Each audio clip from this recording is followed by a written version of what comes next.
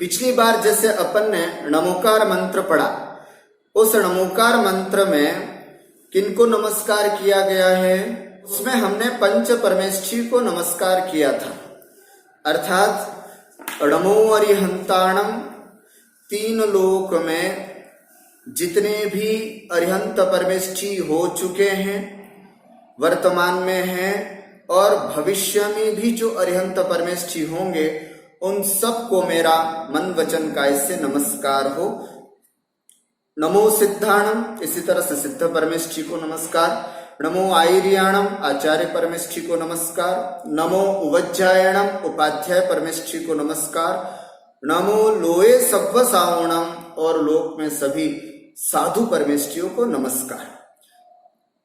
आज मैं आपको जिस विषय की ओर ले चल रहा हूं, उसमें हम सब इस विषय पर चर्चा करेंगे कि 5 परमेष्ठी होते हैं। परमेष्ठी कितने होते हैं? 5। कौन कौन से?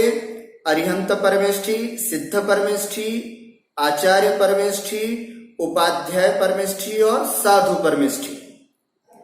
इन 5 परमेष्ठियों में हम 2 भाग कर रहे हैं। कौन कौन से? अरिहंत परमेष्ठी और सिद्ध परमेष्ठी अलग, आचार्य परमेष्ठी, उपाध्याय परमेष्ठी और साधु परमेष्ठी अलग। कहने का भाव, ऊपर के जो 2 परमेष्ठी हैं वे हमारे भगवान हैं और आचार्य, उपाध्याय और साधु परमेष्ठी जो हैं वो हमारे गुरु हैं। विषय है आज का कि हम जैन हैं, हम जैनों के भगवान कैसे होते हैं, हम जिनको मानते हैं, हमारे जो आराध्य देव हैं वो कैसे होते हैं, क्या उनका स्वरूप है, क्या उनकी मुद्रा है, क्या उनकी छवि है, कैसा उनका स्वरूप है, इत्यादि विषय पर आज अपन चर्चा करते हैं। सबसे पहले मैं अपनी चर्चा प्रारंभ करूं, उससे पहले हम ये समझें कि परमेष्ठी किसे कहते हैं। बच्चे सामान्य रूप से परमेष्ठी की परिभाषा जानते हैं, पहले दूसरे भाग में अपन ने पढ़ा भी है, सब जानते भी होंगे। क्या है? जो परम पद में स्थित हैं उन्हें हम परमेष्ठी कहते हैं। जो परम पद में स्थित है उन्हें हम परमेष्ठी कहते हैं। परम पद का मतलब क्या है ना? परम पद से क्या मतलब? जो परम पद में स्थित है उसे हम परमेष्ठी कहते हैं। तो परम पद का मतलब क्या? सर्वोत्तम पद, उसको कहते हैं परम पद। दुनिया में कई तरह के पद होते हैं, जैसे समाज के अध्यक्ष का पद, जैसे वार्ड मेंबर का पद, जैसे विधायक का पद, जैसे सांसद का पद, जैसे प्रधानमंत्री का पद, जैसे राष्ट्रपति का पद।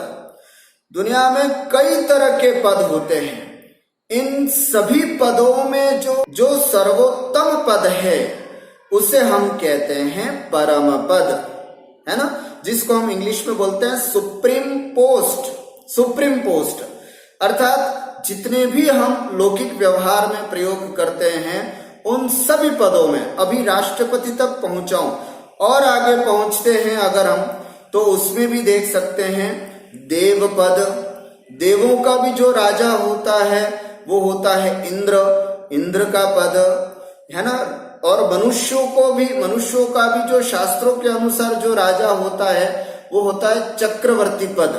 तो ऐसे चक्रवर्ती पद, इन जितने भी पद हैं उन सभी पदों में जो सर्वोत्तम पद है, अर्थात जिनके आगे हम दूसरी परिभाषा बता रहे हैं परमेष्ठी की। परमेष्ठी की दूसरी परिभाषा क्या समझेंगे? जिनके आगे राजा, इंद्र, चक्रवर्ती भी मस्तक झुकाते हैं उसे हम परमेष्ठी कहते हैं। ठीक है? 2 तरह की परिभाषा हो गई। परमेष्ठी किसे कहते हैं?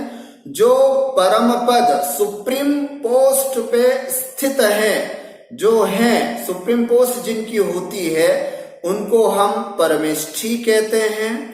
अथवा दूसरी परिभाषा, जिनके आगे है ना राजा, महाराजा, इंद्र, चक्रवर्ती अपना मस्तक झुकाते हैं, उन्हें हम परमेष्ठी कहते हैं। स्पष्ट हुआ? ये दो परिभाषा आपको ध्यान रखनी।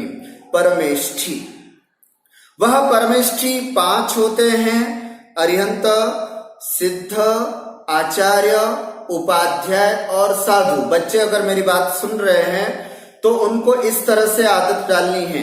परमेष्ठी का जब भी आपसे नाम पूछा जाए तो आपको कैसे बोलना है? अरिहंत परमेष्ठी, सिद्ध परमेष्ठी, आचार्य परमेष्ठी, उपाध्याय परमेष्ठी और साधु परमेष्ठी। परमेष्ठी जब भी पूछा जाए आप बकायदा ऐसा नाम बोल करके और फिर परमेष्ठी लगा करके बोलें, यही सबसे उत्तम विधि है। दूसरी विधि आप ऐसा बोल सकते हो, अरिहंत जी, सिद्ध जी, आचार्य जी। ये थोड़ा अटपटा लगता है ना? ये बिल्कुल वैसा ही लगता है जैसे हम और आप किसी के नाम बोल रहे हो, है ना? जैसे किसी का नाम है सोहन तो सोहन लाल जी, सुरेंद्र नाम है तो सुरेंद्र जी। ये लौकिक व्यवहार में बोलते हैं, वो थोड़ा ठीक नहीं लगता है। ये परमेष्ठी हैं तो बहुत अच्छा होगा कि आप उनको परमेष्ठी नाम लेकर के बोले। बोलिए, परमेष्ठी कितने होते हैं? 5। अरिहंत परमेष्ठी, सिद्ध परमेष्ठी, आचार्य परमेष्ठी, उपाध्याय परमेष्ठी और साधु परमेष्ठी। ऐसे 5 परमेष्ठी होते हैं। अब इन 5 परमेष्ठियों में आज हम 2 परमेष्ठी की चर्चा करेंगे। कौन कौन से? अरिहंत परमेष्ठी और सिद्ध परमेष्ठी। क्यों? क्योंकि आज हम हमारे भगवान कौन से हैं उसके बारे में चर्चा कर रहे हैं, है ना? कोई पूछे कि जैनियों के भगवान कौन से होते हैं, तो आप एक स्वर में आप बोल सकते हैं, जैनियों के जो भगवान होते हैं, जैन संस्कृति में जिनको भगवान माना गया है, वे 2 परमेष्ठी हैं, अरिहंत परमेष्ठी और सिद्ध परमेष्ठी। आप कहेंगे कि साहब तीर्थंकर को भी तो भगवान मानते हैं हम, तीर्थंकर भी तो हमारे भगवान हैं। हाँ, तीर्थंकर भी भगवान है। अरिहंत परमेष्ठी के अंतर्गत तीर्थंकरों का भी नाम आ जाता है, अर्थात जितने भी 24 तीर्थंकर हैं वे सब अरिहंत परमेष्ठी के अंतर्गत आ गए।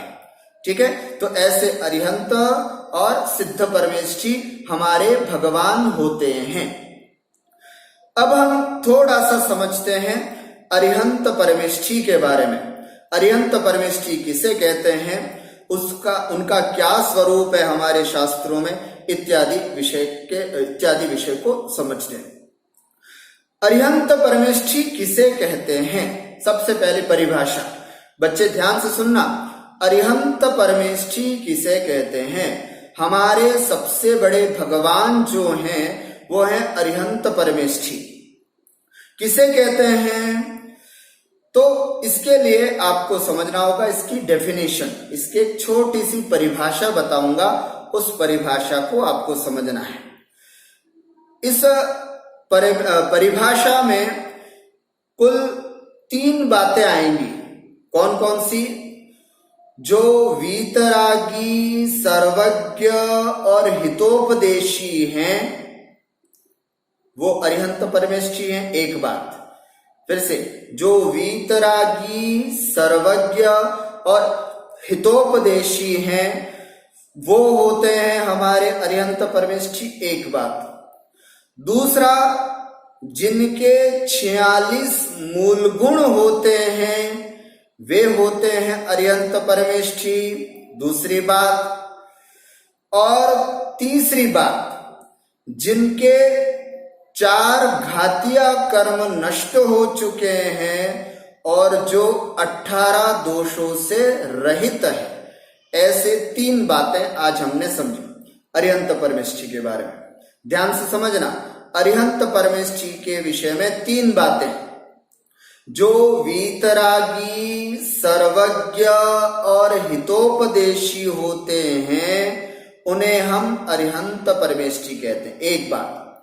दूसरी, जिनके 46 मूल गुण होते हैं वे दूसरी बात। और तीसरी बात, जिनके 4 घातिया कर्मों का नाश हो चुका है और जो 18 दोषों से रहित हैं, ऐसे अरिहंत परमेष्ठी होते हैं। इस पे सब बात आ गई, अरिहंत परमेष्ठी से संबंधित पूरी बातें इसमें आ गई। ठीक है, आइए सबसे पहले समझते हैं जो वीतरागी, सर्वज्ञ और हितोपदेशी होते हैं वे हमारे भगवान होते हैं। क्या मतलब? वीतरागी क्या, वीतराग से क्या मतलब होता है? तो अर्थ समझना। वीतराग अर्थात जिनका राग बीत चुका है, अर्थात जिनके पास किसी भी प्रकार का राग द्वेष नहीं होता, उसे हम वीतरागी कहते हैं। देखिए, आपके पास और हमारे पास तो राग है ना। राग का मतलब क्या? कोई हमको बहुत अच्छा बोलता है तो हम भी उसके साथ अच्छा बोलते हैं। कोई हमको बुरा कहता है तो हम उसके साथ बुरा हो जाते हैं। इसी को कहते हैं राग द्वेष। जैसे आपको अगर कुछ कहे तो आपके मम्मी पापा को कैसा बुरा लगेगा, कैसा अटपटा लगेगा कि यार आपने हमारे बेटे को बुरा बोल दिया। द्वेष भाव। ये ऐसा क्यों हुआ? क्योंकि आपके मम्मी पापा का आपके प्रति राग है, इसलिए उनको बुरा लगा। और आपके प्रति अगर कोई बुरा बोलता है तो उनको द्वेष हो जाता है।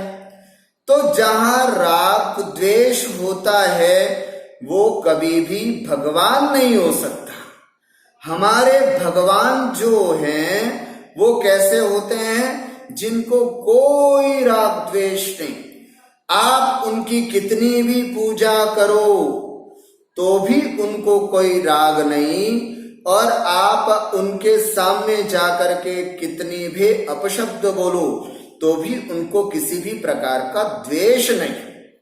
ऐसे राग द्वेष से जो रहित होते हैं, जिनका समस्त राग समाप्त हो चुका होता है, ऐसे हमारे भगवान होते हैं।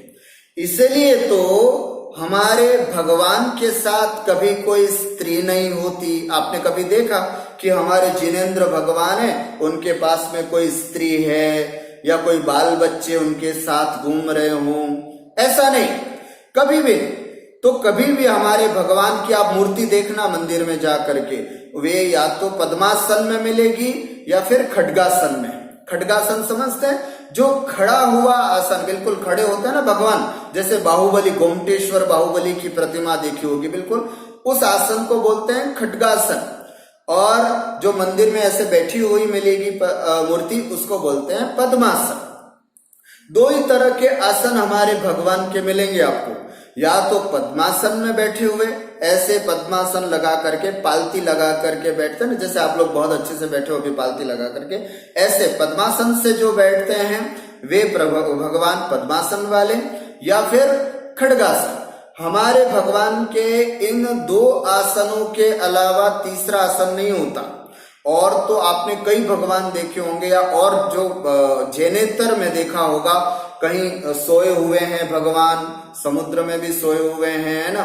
कहीं ऐसा बिल्कुल क्रूर आकृति वाले होते हैं, कई प्रकार के आकृति होते हैं। हमारे अपने भगवान के 2 आसन होते हैं, केवल पद्मासन और खड्गासन। और वो वीतरागी होते हैं, अर्थात उनकी आप मुद्रा देखोगे तो बिल्कुल शांत मुद्रा मिलेगी, है ना, बिल्कुल शांत मुद्रा। उनके चेहरे पर बहुत गुस्सा कर रहे हो, ऐसा, या जीभ निकाल करके ऐसे करके, वो भी कभी आकृति नहीं मिलेगी। हाथ में कभी कोई नरमुंडा लिए हुए हैं ना, किसी का सर कटा हुआ है, ये सब हमारे भगवान की आकृति नहीं है। हमारे भगवान की बिल्कुल शांत मुद्रा, है ना, और सौम्य मुद्रा उनकी होती है। ये वीतरागता का लक्षण है। मैं आपको जो बता रहा हूं वीतरागी होते हैं, वीतरागता का लक्षण है। ये ऐसी स्थिति उन्हीं की होती है जो वीतरागी होते हैं। ऐसे वीतरागी। और दूसरी बात, एक तो भगवान जो होंगे वो बिल्कुल खड्गासन में होंगे या पद्मासन में होंगे। दूसरी, वीतरागता का मतलब है उनको किसी भी प्रकार का राग नहीं। वीतरागता का मतलब आप दूसरा अर्थ ये भी ले सकते हैं कि उनको 18 दोष नहीं होते, वो इसी के साथ लगा लेते हैं। 18 दोषों से रहित होने का मतलब ही होता है कि वे वीतरागी होते हैं। क्या मतलब? ये 18 दोष क्या होते हैं?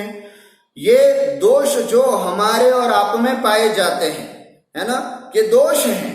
ये जो संसारी जीवों के पाए जाते हैं, तीर्थंकरों में अथवा हमारे भगवान में ये 18 दोष नहीं पाए जाते। कौन कौन से 18 दोष है थोड़ा समझ लेना, संक्षिप्त में बता रहा हूं किंतु जल्दी समझ में आ जाएगा। 18 दोष कौन कौन से हैं? तो सबसे पहला है जन्म, है ना, उनका बर्थ नहीं होता। हमारा और आपका तो जन्म होता है, बर्थ होता है। आज इस आयु को पूरा करके हम फिर दूसरी आयु को भी प्राप्त करते हैं, तो ऐसा हमारा जन्म होता है, बर्थ होता है। भगवान का, हमारे भगवान का ऐसा नहीं कि अभी भगवान महावीर हैं, फिर अवतार लेकर के फिर दूसरा जन्म लेंगे, फिर दूसरा जन्म लेंगे, ऐसा नहीं।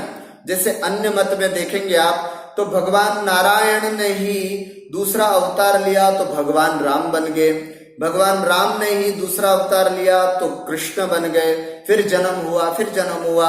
लेकिन जैन दर्शन में हमारे जो भगवान होते हैं उनका जन्म नहीं होता, बस लास्ट 4 घातियां समाप्त करके फिर शेष 4 अघातिया कर्म बचते, उनको भी नाश करके वो सिद्धालय में पहुंच जाते हैं। तो सबसे पहली बात, उनका जन्म दोष है, ये हमारा, हम बार बार जन्म मरण करते हैं, हमारा दोष है। हमारे भगवान कभी भी जन्म नहीं लेते, एक बात। दूसरा, हमारे भगवान के कभी बुढ़ापा नहीं आता, है ना, कभी ओल्ड एज नहीं होती, है ना, जैसे हमारी और आपकी ओल्ड एज होने लग जाती है ना, बाल सफेद हो जाते हैं, है ना, चेहरे पर झुर्रियां आ जाती हैं। हमारे भगवान कभी भी ऐसा नहीं होंगे, बिल्कुल सुंदर, सर्वांग सुंदर होंगे, है ना, और समचतुरस्र संस्थान होगा, बिल्कुल अच्छी आकृति वाले होंगे, है ना। और दूसरी बात, उनके बुढ़ापा नहीं होता। भगवान हमारे तीर्थंकर अवस्था में होते हैं, तीर्थंकर अवस्था में ही उनको वैराग्य हो जाता है, वैराग्य होने के बाद वे सीधे मोक्ष को प्राप्त हो जाते हैं, उनके बुढ़ापा नहीं आता। तीसरा, उनको प्यास नहीं लगती। हम थोड़ा बोलते हैं तो उनको प्यास लगने लग जाती है, भगवान को प्यास नहीं लगती। भूख नहीं लगती, आप और हमको भूख लगती है, और भूख लगती है तो हम क्या करते हैं? कवलाहार करते हैं। ध्यान से सुनना, इसको क्या बोलते हैं? कवलाहार। किंतु हमारे जो भगवान हैं उनको कभी भी भूख नहीं लगती और वो किसी भी प्रकार का आहार नहीं करते, है ना, किसी भी प्रकार का भोजन नहीं करते, क्योंकि जो भूख लगने का कारण था वो कर्म समाप्त हो गया, इसलिए अब उनको किसी भी प्रकार का भूख सताती नहीं है। क्योंकि रोटी की आवश्यकता किसको होती है? इस शरीर को, औदारिक शरीर को। किंतु भगवान का जो शरीर होता है वो परम औदारिक शरीर होता है। तो परम औदारिक शरीर होने के बाद कभी भी इस शरीर को भोजन देने की आवश्यकता नहीं होती, अर्थात उनको भूख नहीं लगती। उसके बाद उनको आश्चर्य नहीं होता किसी भी तरह से, है ना। हमें तो बड़ा आश्चर्य हो जाता है, कभी कोई चीज देख लेते हैं तो बड़ा, अरे वाह गजब, ऐसे हम तो आश्चर्य करते हैं, किंतु हमारे भगवान को विस्मय, है ना, अर्थात आश्चर्य नहीं होता। पीड़ा, आरत नहीं होता, उनको पेन नहीं होता कभी भी, है ना। कोई कितना भी उपसर्ग करे किंतु उनको कभी भी कहीं पे भी कोई दर्द नहीं होता। वैसे उनको किसी भी प्रकार का दर्द नहीं होता, पीड़ा, पेन नहीं होता। उसके बाद कोई किसी प्रकार का खेद या दुख उनको नहीं होता। हमें तो थोड़ी देर में दुख होने लग जाता है। सुबह खाना खाया तो शाम को फिर भूख लग जाती, तो खेद हो गया। इस तरह से किसी भी प्रकार का सैडनेस उनको नहीं होता, रोग नहीं होता। हमारे शरीर में तो करोड़ों रोग होते हैं डॉक्टर्स के अनुसार, लेकिन परम औदारिक शरीर प्राप्त करने वाले भगवान के शरीर में किसी भी प्रकार का रोग नहीं होता। बोर नहीं होते भगवान हमारे, सबसे बड़ी बात शोक नहीं होता है ना। शोक का मतलब बोर, अपन बोलते हैं ना हर थोड़ी थोड़ी देर में। आजकल के बच्चों को देखना, हर आधे घंटे में उनके मुंह से एक ही शब्द निकलता है, अरे पापा बोर हो रहा हूं, बोर हो रहा हूं। अब हमको भी अनुभव हो रहा है इस चीज का, तो हम आपको बता रहे हैं। हर आधे घंटे में, पौने घंटे में बच्चों के मुंह से एक ही चीज निकलती है, बोर हो रहे। तो बोर का मतलब बोरिंग होना है ना, शोक जिसको हम बोलते हैं। भगवान हमारे, भगवान कभी बोर नहीं होते। उनको बस ये आसन में बैठते हैं कंटिन्यू, कितनी भी देर तक बिठा दो उनको। आपको तो अभी आधे पौने घंटे में आप लोग बोर होने लग गए, किंतु भगवान जो है वो कभी बोर नहीं होते। बोरिंग को अपन संस्कृत में बोलते हैं शोक। भगवान को शोक नहीं होता किसी भी प्रकार का। उनको कभी मद नहीं होता, घमंड नहीं होता, ईगो नहीं होता, उनको मोह नहीं होता किसी भी प्रकार से। शरीर से भी मोह नहीं, परिवार से मोह नहीं, है ना, संसार से मोह नहीं होता उनको। भय, उनको किसी भी प्रकार से डर नहीं लगता। हमको और आपको डर लगता है, हम थोड़ा सा भी अगर विचलित हो जाते हैं, पैर फिसल जाता है तो गिरने का डर, ऊपर से सीढ़ी से गिरने का डर आदि कई प्रकार का होता है। लेकिन भगवान को कभी किसी भी प्रकार का डर नहीं होता। निद्रा, हम और आपके अंदर एक सबसे बड़ा दोष है। हर 12 घंटा 15 घंटे के बाद हमको स्लीपिंग, सोना ही पड़ता है, ये हमारा दोष है। किंतु भगवान हमारे कभी भी नहीं सोते, कभी नहीं सोते, हमेशा अपने नासाग्र दृष्टि हो करके बैठते हैं, सोते नहीं है ना। उसके बाद उनको किसी भी प्रकार की चिंता नहीं होती, वरी नहीं। उसके बाद उनके पसीना नहीं होता, है ना। देखो हमारे तो कितना पसीना हो रहा है ना, लेकिन भगवान के, हम तो संसारी हैं, किंतु भगवान जो है वे 4 घातिया कर्मों को नष्ट कर चुके हैं और वो भगवान है, तो उनके शरीर से कभी भी कोई पसीना नहीं निकलता है। किसी से कोई अटैचमेंट नहीं होता उनका, कोई राग नहीं। ऐसा नहीं कि मैं भगवान हूं, मेरे साथ में बैठे हुए ये गणधर हैं, जैसे भगवान महावीर स्वामी के इतने सारे गणधर थे, तो ऐसा नहीं कि अपने गणधरों से भी उनका अटैचमेंट हो, कभी नहीं। राग नहीं किसी भी प्रकार से, कभी किसी से हेट नहीं करते, द्वेष नहीं करते, वो उनके द्वेष भी नहीं होता। और अंतिम में मरण भी नहीं होता, मरण नहीं होता है। जो अंतिम मरण होता है उसको मोक्ष कहते हैं, इसलिए उसको मरण नहीं कहते, मोक्ष बोलते हैं।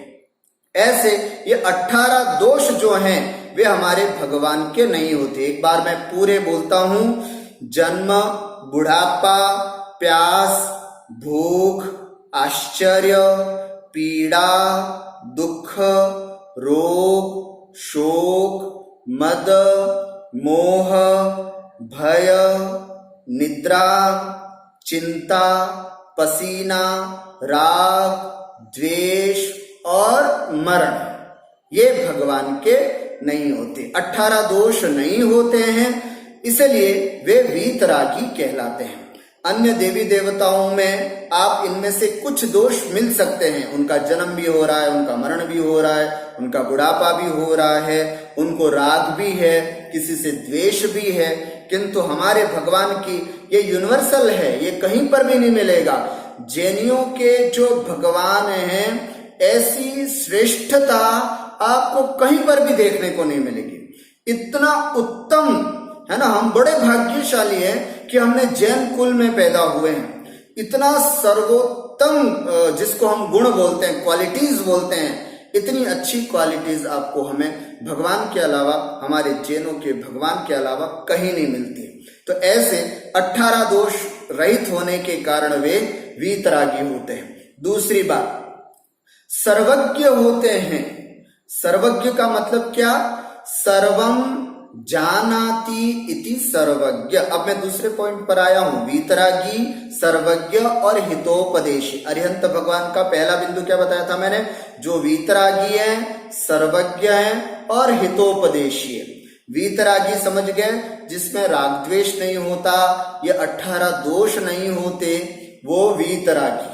दूसरा पॉइंट है सर्वज्ञ। सर्वज्ञ का मतलब क्या? सर्वम जानाति इति सर्वज्ञ, जो सब जानते हैं, पूरे लोकालोक में क्या हो रहा है वे सब उनके ज्ञान में झलकता है, इसलिए वे सर्वज्ञ कहलाते हैं।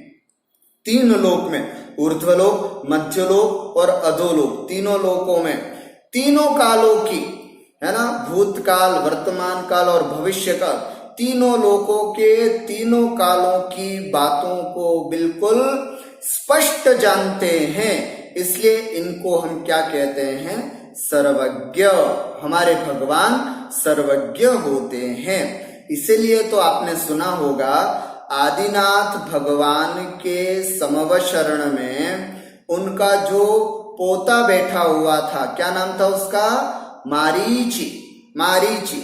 भगवान ने समवशरण में बैठ करके बता दिया था कि यही मारीची आगे जा करके अंतिम तीर्थंकर, 24वें तीर्थंकर बनेंगे। इसी का फल हुआ, आगे जा करके वे भगवान महावीर बने। तो ये भगवान की कैपेसिटी है, एक अलग सा क्वालिटी है कि वे सर्वज्ञ होते हैं, वे सब बातें स्पष्ट रूप से जानते हैं, ऐसे सर्वज्ञ भगवान होते हैं। तीसरा उनका गुण है, क्वालिटीज है, वो है हितोपदेशी, अर्थात वो हित का उपदेश देते हैं। क्योंकि जो मार्ग उन्होंने अपनाया, उस मार्ग को अपनाने के बाद वो भगवान बन गए। तो जब कोई अच्छी चीज होती है तो हम दूसरों को बताते हैं कि नहीं यार ये चीज बहुत अच्छी है, इसको आप फॉलो करो। उसी तरह भगवान के अंदर भी ये विशेषता है कि जब उन्होंने जिस कार्यशैली को, जिस जीवन शैली को अपनाने के बाद उनको मोक्ष की प्राप्ति हुई, तो उनके मन में आया कि मैं ये चीज और लोगों को भी बताऊं, तो वो फिर हम सब के हित के लिए उपदेश देते हैं। इसलिए भगवान को हितोपदेशी भी कहते हैं। ठीक हुआ? तो वो हम सब के लिए उपदेश देते हैं। उसी उपदेश का परिणाम है कि आज हमारे सामने जिनवाणी है, और जिनवाणी का अध्ययन अध्यापन करके हम भी सुखी बन सकते हैं। ये रास्ता उन्होंने हमको बताया। इसलिए अरिहंत भगवान पहला वीतरागी, सर्वज्ञ और हितोपदेशी होते हैं। ठीक हुआ? दूसरा विशेषण है उनका कि वो उनके 46 मूल गुण होते हैं। मैं 46 मूल गुण डिटेल से नहीं बता रहा हूं, केवल मोटे मोटे रूप में बताता हूं। 46 जो मूल गुण होते हैं, जिसमें से 34 अतिशय, ध्यान में रखना, 34 अतिशय, 8 प्रातिहार्य, कितने हो गए? 34 और 8 42 और 4 अनंत चतुष्टय 46 हो गए। मोटे मोटे रूप में ही बता रहा हूं, और ज्यादा डिटेल में इसमें नहीं जाएंगे, नहीं तो समय होगा। अर्थात भगवान के 46 मूल गुण होते हैं। कौन कौन से? जिसमें 34 जो हैं वो अतिशय हुए। 34 अतिशय होते हैं। अतिशय का मतलब अद्भुत चीजें उनके साथ होती हैं। जन्म के 10 अतिशय, केवल ज्ञान के 10 अतिशय और देवकृत 14 अतिशय, ऐसे करके कुल 34 अतिशय होते हैं। अतिशय का मतलब चमत्कार, है ना। जब भगवान का जन्म होता है तो चमत्कार होते हैं, जब भगवान का केवल ज्ञान होता है तो भी चमत्कार होते हैं, और देवों के द्वारा स्पेशल 14 और चमत्कार किए जाते हैं। इस अपेक्षा से 34 अतिशय, 8 प्रातिहार्य, भगवान के 8 प्रातिहार्य होते हैं। आपने देखा होगा आपके यहाँ पर जब भी किसी भी प्रकार का जुलूस निकलता है, शोभा यात्रा निकलती है, तो सुंदर से चांदी के 8 प्रातिहार्य लेकर के हमारी माता बहनें चलती हैं, है ना। तो 8 प्रातिहार्य होते हैं। वे 8 प्रातिहार्य, 8 मंगल भी होते हैं। 8 मंगल द्रव्य अलग होते हैं, 8 प्रातिहार्य अलग होते हैं। तो अष्ट मंगल द्रव्य भी होते हैं कई मंदिरों में, कई मंदिरों में 8 प्रातिहार्य भी बनाते हैं। तो ऐसे 8 प्रातिहार्य होते हैं। जैसे दुंदुभी बाजे होते हैं, छत्र होता है, चंवर होते हैं, भगवान के दोनों तरफ चंवर ठुराए जाते हैं, 3 छत्र होते हैं। अपन बोलते हैं ना शांति पाठ में, क्या है उसकी पंक्ति, दिव्य विटप बहुपन की वर्षा, दुंदुभिरासन वाणी सरसा, छत्र चमर भामंडल भारी, ये तुम प्रातिहार्य मनहारी। दिव्य विटप अशोक वृक्ष, दिव्य विटप बहुपन की वर्षा, बहुपन, पन माने पुष्प, पुष्प वृष्टि, अशोक वृक्ष पुष्प वृष्टि, बहुपन की वर्षा, दुंदुभि, दुंदुभि बाजे बजते हैं, ये भी उनका एक प्रातिहार्य होता है, प्रातिहार्य है ना। और दिव्य विटप बहुपन की वर्षा, दुंदुभि आसन है ना, रत्न। जब भी आप भगवान का समवशरण का कोई फोटो देखेंगे तो बहुत सुंदर सा रत्न जड़ित एक सिंहासन होता है, उस सिंहासन से 4 अंगुल भगवान ऊपर बैठते हैं। हम और आप तो सिंहासन पर ऐसे अच्छे से बैठते हैं, लेकिन भगवान जो होते हैं वे 4 अंगुल ऊपर बैठते हैं, ये उनकी वीतरागता का सूचक है। दुंदुभिरासन वाणी सरसा, वाणी सरसा का मतलब दिव्य ध्वनि, उनकी दिव्य ध्वनि खिरना है ना। वाणी सरसा, छत्र चमर भामंडल भारी, छत्र, भगवान के ऊपर 3 छत्र होते हैं। ध्यान देना, आप सबने मंदिर में देखा होगा, आप जाकर के देखना, भगवान के ऊपर 3 छत्र होते हैं। इन छत्रों को भी लगाने का एक सिस्टम होता है, सबसे बड़ा जो होता है वो नीचे, उससे जो छोटा होता है वो उससे ऊपर, और उससे भी जो छोटा होता है वो उससे ऊपर। ऐसे भगवान के ऊपर 3 छत्र हमेशा लगे हुए होते हैं, ये भी उनका प्रातिहार्य है। 3, एक छत्र अगर होता है, हमारे राजा महाराजाओं के ऊपर 1 छत्र होता है, वो इस बात का सूचक होता है कि ये राजा हैं, ये हमारे इसके राजा हैं, इस भूमंडल के राजा हैं। और 3 छत्र का मतलब क्या, ये तीनों लोक के राजा हैं, इस बात का सूचक होता है, ये तीनों लोक के स्वामी हैं। इस बात को बताने के लिए भगवान के ऊपर 3 छत्र होते हैं, है ना। छत्र चमर है ना, 64 चमर भगवान के दोनों तरफ धुराए जाते हैं, है ना, ये उनके वैभव का प्रतीक है। भामंडल, और लास्ट में भामंडल, पीछे भगवान के बहुत सुंदर, हम तो चांदी का, पीतल का, सोने का भामंडल लगाते हैं मंदिर में, लेकिन जो वास्तविक भगवान होते हैं उनके पीछे उनका आभा मंडल होता है। जो रियल भगवान होते हैं उनके पीछे ऐसा कोई सोने चांदी का नहीं लगाते, उनके पीछे रियल में ऐसी आभा मंडल होती है, इतना आभा मंडल होता है कि एकदम दिव्य चमकता है, बहुत सुंदर लगता है। उसका प्रतीक हम मंदिर में, प्रतीक के रूप में हम मंदिर में क्या करते हैं, कोई चांदी का, सोने का आदि भामंडल भगवान के पीछे लगाते हैं। वस्तुतः हमारे पूरे शरीर की आभा जो निकलती है, वो आभा पीछे मस्तक के पीछे इतना एक राउंड होकर के जो प्राप्त होती है, वो आभा मंडल ही सूचक होता है।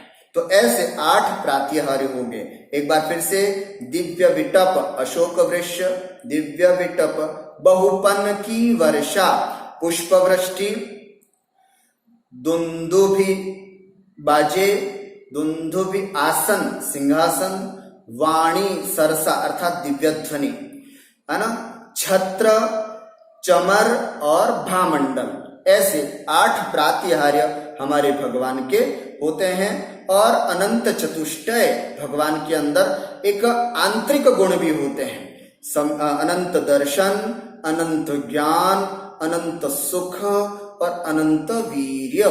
अनंत दर्शन का मतलब बहुत सारी चीज उनके देखने में आ सकती है, अनंत दर्शन।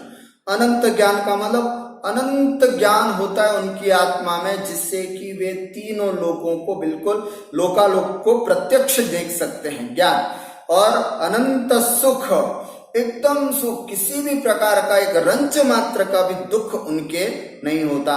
और अनंत वीर्य, अनंत शक्ति, अनंत बल भगवान के अंदर होता है। ये चारों चीजें भगवान के आंतरिक गुण होते हैं, और बाकी जो बता रहा हूं वो सब बहिरंग गुण उनके होते हैं। ऐसे 46 मूल गुण हुए। एक बार फिर से 46 मूल गुणों को मैं संक्षिप्त में बताता हूं। 46 मूल गुण कौन कौन से हुए, बच्चे ध्यान से सुनना। 34 भगवान के अतिशय, 34 भगवान के अतिशय होते हैं, 8 प्रातिहार्य होते हैं और 4 अनंत चतुष्टय। क्या बोलेंगे इसको हम? अनंत चतुष्टय। ऐसे करके 46 भगवान के कुल मूल गुण होते हैं। हमने एक चीज और बताई थी, 4 घातिया कर्मों को नाश करते हैं। घातिया कर्म क्या होता है? जो हमारे अच्छे गुणों को नष्ट करे, है ना, घात करे, उनको समाप्त करे। ऐसे 8 कर्म होते हैं। उन 8 में से 4 कर्म ऐसे होते हैं जो हमारी आत्मा के गुणों का नाश करते हैं। कौन कौन से 4 कर्म खराब हैं? ज्ञानावरणीय, दर्शनावरणीय, मोहनीय, अंतराय। ध्यान से सुनना, ज्ञानावरणीय, दर्शनावरणीय, मोहनीय और अंतराय, ये 4 घातिया कर्म होते हैं, है ना, जिसको हम सरल भाषा में बच्चों को समझाने के लिए बोलते हैं घटिया कर्म है, खराब कर्म होते हैं, है ना। ज्ञानावरणीय कर्म नष्ट होने के कारण भगवान को, ज्ञानावरणीय, दर्शनावरणीय, मोहनीय, अंतराय। ध्यान से देखना, ये 4 कर्मों के नाश से ही ये अनंत चतुष्टय आपको जो बताया था ना अभी हमने, है ना, अनंत चतुष्टय भगवान के होते हैं, वे इसी से हुए। कैसे? ज्ञानावरणीय कर्म के नाश से अनंत ज्ञान, दर्शनावरणीय कर्म के नाश से अनंत दर्शन, मोहनीय कर्म के नाश से अनंत सुख और अंतराय कर्म के नाश से अनंत वीर्य भगवान को प्राप्त होता है। तो ये 4 घातिया कर्मों का नाश करने से 4 अनंत चतुष्टय की प्राप्ति हमारे भगवान को होती है। इसलिए उनके अंदर उतनी कैपेसिटी होती है, अनंत ज्ञान, अनंत दर्शन, अनंत सुख और अनंत शक्ति उनके पास प्राप्त हो जाती है। ऐसे हमारे अरिहंत भगवान के 46 मूल गुण। अब पूरी बात अपनी लगभग हो गई। एक बार मैं फिर से रिपीट कर रहा हूं अरिहंत परमेष्ठी की डेफिनेशन। अरिहंत भगवान, जिसमें पहली बात बताई थी मैंने, जो वीतरागी, सर्वज्ञ और हितोपदेशी होते हैं। आप लोग मेरी भावना में भी पढ़ते हैं इस बात को, जिसने राग द्वेष कामादिक जीते, यहां तक वीतरागी, जिसने राग द्वेष कामादिक जीते, जिसने राग द्वेष काम आदि को जीत लिया है, वीतरागी। सब जग जान लिया, सर्वज्ञ, है ना, जिसने राग द्वेष काम आदि को जीते, है ना, जिसने राग द्वेष काम आदि को जीत लिया है, वीतरागी। सब जग जान लिया, ये दूसरा उनका, कौन सा? सर्वज्ञ, है ना, जिसने राग द्वेष काम आदि को जीते, सब जग जान लिया, सब जीवों को मोक्ष मार्ग का निष्प्रय हो उपदेश दिया। कौन सा गुण आ गया? ये तीसरा, हितोपदेशी। वेरी गुड, कुछ बच्चे बोले हितोपदेशी, है ना, वीतरागी, सर्वज्ञ और हितोपदेशी। अगर ये याद रहे तो ये याद रखना, या फिर जिसने राग द्वेष काम आदि जीते, सब जग जान लिया, सब जीवों को मोक्ष मार्ग का निष्प्रय हो उपदेश दिया। ये वीतरागी, सर्वज्ञ और हितोपदेशी। दूसरी बात बताई थी मैंने आपको कि जिनके 46 मूल गुण होते हैं। 46 मूल गुण कौन कौन से? 34 अतिशय, 8 प्रातिहार्य और 4 अनंत चतुष्टय। ऐसे कुल 46 जिनके मूल गुण होते हैं। तीसरी बात, जिनके 18 दोष नहीं होते, जिसको अभी आपको गिनाया, और 4 घातिया कर्मों का जिन्होंने नाश कर दिया है, ऐसे हमारे अरिहंत भगवान होते हैं। ठीक है। अब बाहर से दिखने में अरिहंत भगवान कैसे होते हैं? बाहर से दिखने में अरिहंत भगवान कैसे होते हैं, उसके लिए मैं आपको ले चलता हूं प्रभु पतित पावन वाली लाइन में। कैसे? छवि वीतरागी नग्न मुद्रा दृष्टि नासा पे धरे वसु प्रातिहार्य अनंत गुणयुत कोटि रवि छवि को हरे। याद है ना सबको? कैसे हमारे भगवान?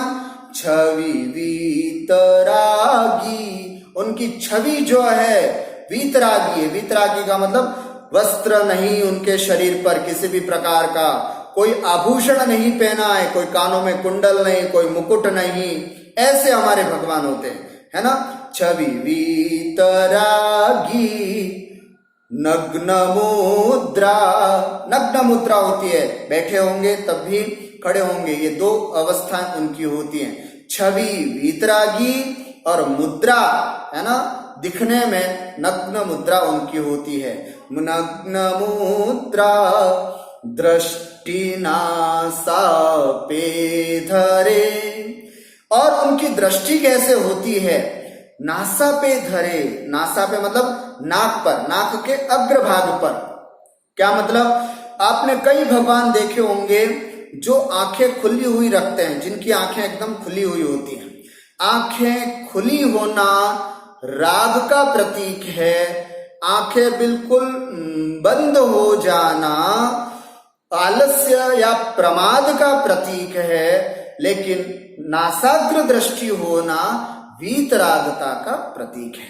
समझ में आई बात, है ना। अर्थात हमारे भगवान न तो आंखें खुली रखते हैं, न आंखें बिल्कुल बंद होती हैं, उनकी आंखें कैसी होती हैं? नासाग्र दृष्टि। आप लोग प्रैक्टिस करना, जैसे ये नासाग्र दृष्टि, इसमें न तो आंखें खुली हैं न आंखें बंद है, ये नाक का जो बिंदु है ना, पॉइंट, उस पर भगवान की दृष्टि होती है, इसलिए उनको नासाग्र दृष्टि कहते हैं। क्यों भाई हमारे भगवान की दृष्टि नासाग्र क्यों होती है? इसके पीछे कारण बताया जाता है कि हमारी पूरी बॉडी का सबसे टॉप पार्ट है तो वो कौन सा है? नाक। आपको विश्वास नहीं हो तो आज दीवार के सामने बिल्कुल खड़े हो जाना, है ना, दीवार के सामने खड़े होना और धीरे धीरे करके दीवार की तरफ आगे बढ़ना। आपका बॉडी का कौन सा पार्ट है जो दीवार को टच करेगा? तो ध्यान, हाँ, बशर्ते आपकी तोन वोन बड़ी ना हो तो, है ना। अगर आप सिंपल अच्छे बॉडी वाले हैं और धीरे धीरे करके दीवार की तरफ आगे बढ़े तो आपकी नाक सबसे पहले दीवार को टच होगी। इससे ये सिद्ध है कि आप इससे ये सिद्ध है कि हमारी बॉडी का सबसे आगे वाला पॉइंट है ये नाक है। इसका मतलब हमारी जितनी भी एनर्जी जो है, जो हम ले रहे हैं या छोड़ रहे हैं, ले रहे हैं या छोड़ रहे हैं, वो सब यहां से हैंडल होती है ना। हम अच्छी एनर्जी ले रहे हैं, कैसी एनर्जी ले रहे हैं, कैसी ऊर्जा हमारे शरीर में आ रही है, कैसी अच्छी बुरी जितनी भी ऊर्जा हम ग्रहण करते हैं, उसका कंट्रोल पावर जो है वो यहाँ पर होती है। और भगवान की वीतराग दृष्टि होती है और नासाग्र दृष्टि होती है। जब हम ध्यान करते हैं तो नासाग्र दृष्टि पर, हमारे नाक के अग्रभाग पर अगर हमारी दृष्टि होकर के हम ध्यान करते हैं तो उसका बहुत प्रभाव पड़ता है। बहुत मतलब हम आने वाली ऊर्जा को देखते हैं। जैसे प्राणायाम में क्या करते हैं, हम श्वासोच्छ्वास जो आती है उस पर ध्यान रखते हैं, और यहाँ पर जो हमारी ऊर्जा आती है उस ऊर्जा पर हम ध्यान रखते हैं, इसलिए नासाग्र दृष्टि रखी जाती है। छवि वीतरागी नग्न मुद्रा दृष्टि नासा पे धरे, और अभी पढ़ा था अपन ने, वसु प्रातिहार्य अनंत गुणयुत। वसु, वसु माने 8, वसु प्रातिहार्य, 8 प्रातिहार्यों से युक्त होते हैं भगवान। वसु प्रातिहार्य अनंत गुणयुत कोटि रवि छवि को हरे। ऐसे हमारी भगवान अरिहंत परमेष्ठी होते हैं। अब संक्षिप्त में मैं सिद्ध परमेष्ठी की भी बात बता देता हूं और फिर उनका कंपेयर करके अपनी पाठ अपना समाप्त हो जाता है। सिद्ध परमेष्ठी कैसे होते हैं, मैं सीधा कंपेयर करके ही बता देता हूं जिससे आपको जल्दी समझ में आ जाएगा। अरिहंत और सिद्ध में क्या अंतर, दोनों तो भगवान है, अरिहंत भी भगवान है और सिद्ध भी भगवान है, तो दोनों में क्या अंतर है। सबसे पहला अंतर, अरिहंत भगवान शरीर वाले होते हैं। हमारे मंदिर में जितनी भी प्रतिमाएं हैं वो सब अरिहंत परमेष्ठी अर्थात तीर्थंकरों की होती है ना। और आपने एक प्रतिमा देखी होगी, कभी आप मंदिर ध्यान से देखे होंगे, तो सिद्ध परमेष्ठी की एक प्रतिमा होती है जो पीतल की होती है और बीच में कोई आकार नहीं होता, उनका बीच में कोई आकार नहीं, बीच में पौली होती है, ऐसे सिद्ध परमेष्ठी की प्रतिमा होती है, वो सिद्ध परमेष्ठी। क्यों, अरिहंत परमेष्ठी शरीर वाले होते हैं और सिद्ध परमेष्ठी का कोई शरीर नहीं होता, कोई आकार नहीं होता। दूसरी विशेषता, अरिहंत परमेष्ठी के 4 कर्मों का नाश हुआ है और सिद्ध परमेष्ठी के 8 कर्मों का नाश हो चुका। तो बताइए कौन बड़ा हुआ, जिनके 4 कर्म खराब चीजें वो खत्म हुई वो बड़े हुए, या जिनके 8 कर्म नाश हो गए वो बड़े हुए। तो निश्चित रूप से जिनके 8 कर्मों नाश हो गए वो बड़े हुए, अर्थात सिद्ध भगवान क्वालिटी वाइज है ना, गुण वाइज देखें तो सिद्ध भगवान बड़े हैं।